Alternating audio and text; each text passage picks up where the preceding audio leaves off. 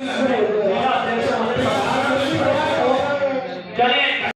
बाद में आप 1 माह का समय हो रहा है, 1 माह में वो आपको जांच करके देते हैं। इसमें भी 2 चीज़ें हुई हैं। माननीय राजेश जी, मैं आपको बता देता हूँ। और उन्होंने अपने रुपेश वर्मा जी वाली भाभी ने भी जो सवाल करा था, उसमें भी यही है कि 2 कारण है। देखिए, हुआ होगा विसंगतियां इसमें हुई होगी आवंटन में, पर उसमें 2 कारण है। 1,96,000 रुपए यदि किसी ने जमा कर दिए तो नगर निगम से एफिलेटेड जो बैंक है, यदि वो लोन नहीं दे पाया उस व्यक्ति को, तो दूसरा बैंक उसको बोल देता है कि हम दे देते हैं, आप इसको लोन दे दो, तो डायरेक्ट पेमेंट हो जाता है। कुछ लोग ऐसे भी हैं उसमें।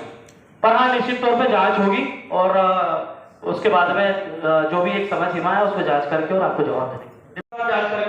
मेरी जानकारी के अनुसार कुछ लोगों ने कहीं और किराया एडवांस दे दिया था, तो जो लोग पात्र थे उन्हें नहीं मिल पाया, उनकी वजह से उन्हें मिल गया।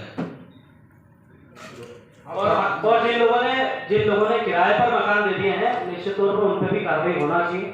उनकी या तो राशि राजसात की जाए, या तो फिर उनसे वापस वो वाले जो उनको फ्लैट दिए हैं वो वापस उनसे लिए जाए। उनकी जो राशि थी, जो अमानत राशि थी, वो रख के। आज मैं ये आपसे पूछना चाहता हूँ कि आज देवास हुआ, इंदौर हुआ, उज्जैन हुआ, आप दूसरे शहरों में देखते हैं तो वहाँ पर आपने स्थिति देखी क्या कि ब्रिज हमारे जैसे खराब आपको दिखे क्या?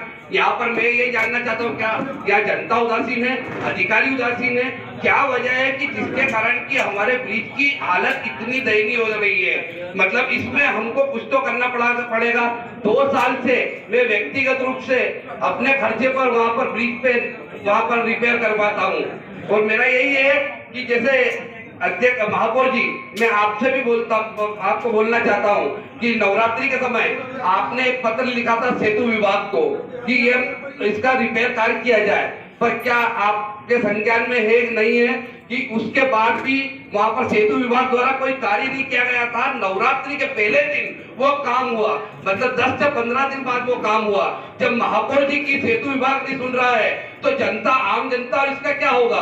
आज उस ब्रिज से लाखों लोग निकलते हैं, स्कूल लोग के आवागमन है, वहां से पता नहीं कितनी कॉलोनी निकलती है। जब उज्जैन जाते हैं, महाकाल बाबा के दर्शन करने वहां पे जाते हैं। उसमें बिल्कुल सही है, ठीक है। उसमें जो आप बता रहे हो, महापौर जी का भी पत्र गया था और कमिश्नर ने भी बाद में उन लोगों से चर्चा करी और पत्र व्यवहार किया है।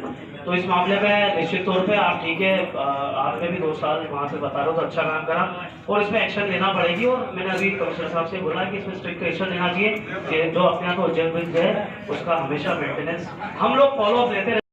मैं आपका बहुत बहुत धन्यवाद करती हूँ कि जो पहली परिषद में आपने हमको बुलाया है और हमको इस याद का बना समझा है, तो हम आपको बहुत बहुत धन्यवाद देते हैं। सभी 45 वार्ड के पार्षद के प्रतिनिधियों को सभी को बहुत बहुत धन्यवाद बधाई देती हूँ। बोल बम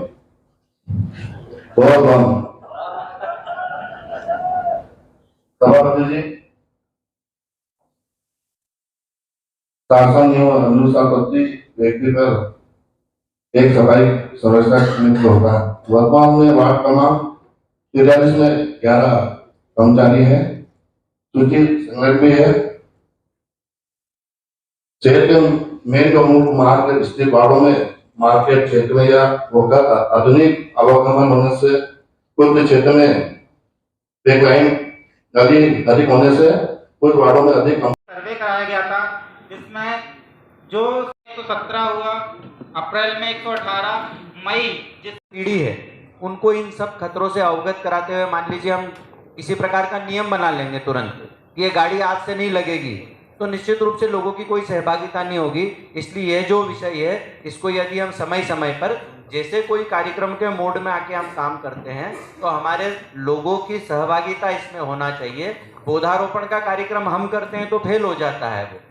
और यदि इस खतरे को, एक माने रामायण में पंक्ति है ना कि भई बुन होए न प्रीत, तो ये प्रीत नहीं हो सकती जब तक ये भय नहीं दिखाया जाएगा। जब तक ये सूचकांक है, जब तक लोगों के दिमाग में सूचकांक नहीं जाएगा, तब तक इसका निकाल नहीं हो सकता। इसलिए उन लोगों से भी सहभागिता इसमें लेना चाहिए हमें। मेरा केवल ये चर्चा है कि बच्चों को बताएं, बड़ों को बताएं और हम क्या कर सकते हैं इसके लिए आदर्श रूप में, वो 2-4 बिंदु भी तय होंगे तो फिर लोगों की सहभागिता होगी और फिर 6 महीने बाद यदि नियम बनाए जाएंगे तो वो ज़्यादा ठीक रहेंगे। बिल्कुल ठीक है। तो हम बैटरी वाले व्हीकल पे प्रमोट करें, वो आगे करना पड़ेगा। दूसरे बड़े शहरों में वो उन लोगों ने करना चालू कर दिया है। तीसरा, जहां आप बोल रहे हैं कि वृक्षारोपण हो, तो वाकई में हमको ग्रीन देवास की मुहिम चलाना पड़ेगी। जैसे कि अभी फॉरेस्ट सिटी इंडस्ट्रियल एरिया में शुरुआत होने वाली है, तो ग्रीन देवास मतलब उसमें वृक्षारोपण और वो नेशनल क्लीन एयर प्रोग्राम, उसके बारे में हम आप लोगों को बता पाए।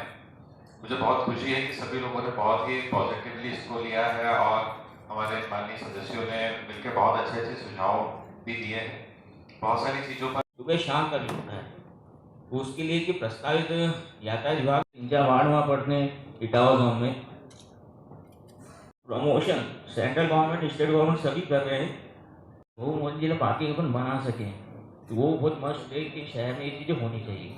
इसमें हम लोगों को एग्जी रोड 1 वे करना पड़ेगा। 1 वे सायाजी द्वार से स्टार्ट होके और महेश टॉकीज तक 1 वे जाएगा। इसके आसपास के 5 अगर उल्टे हाथ पे जो रास्ते आ रहे हैं, जो सीधे एबी रोड को मिल रहे हैं, और सीधे हाथ पे जो रास्ते आ रहे हैं, उन सबका अतिक्रमण और चौड़ीकरण, उन सबके चौराहे भी चौड़े होंगे। तो ये 1 वे भी होगा। और उसके बाद में जो ई रिक्शा का प्लान बताया है, वो ई रिक्शा के प्लान में ये है कि हम लोगों की पहली प्राथमिकता ऐसी बन रही है कि आज तक भी देवास शहर में यदि कोई बावड़िया या और कहीं से उधर आगे से कोई महिला या बच्चे जब सायाजी द्वार पे